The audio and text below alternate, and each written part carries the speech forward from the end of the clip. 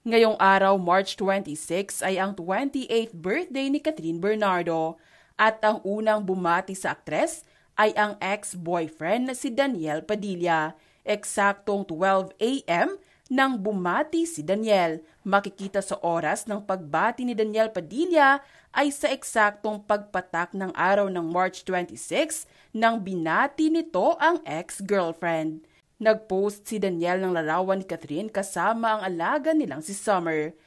Kasama sa tila old photo na ipinost ni Daniel ay isang Japanese character na may ibig sabihin na Happy Birthday to you. Kapansin-pansin rin ang isang sunflower na paboritong bulaklak ni Catherine. Samantala kahapon ay parehong dumalo sina Kat at Daniel sa kasal ng mga kaibigang si Ria at Taide at Zanjo Marudo. Walang larawan o video na kuha mula sa kasal na nagkausap o nagbatian ang dalawa.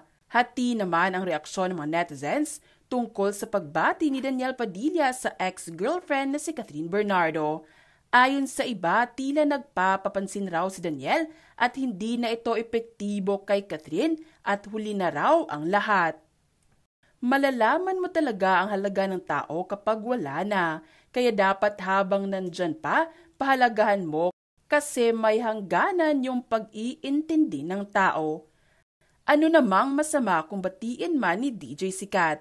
Bumati lang, gusto nang makipagbalikan, mahal pa niya kaya bumabati pa. Pag hindi na niya yan minahal, hindi na yan babati. Move on, life must go on, meaning di talaga kayo meant to be. Pero nakakalungkot at masayang ang ilang taon na pinagsamahan nyo. Ma-appreciate mo talaga ang presence sa isang tao kapag hindi ka nakasama sa priorities niya. Komento pa ng mga netizens.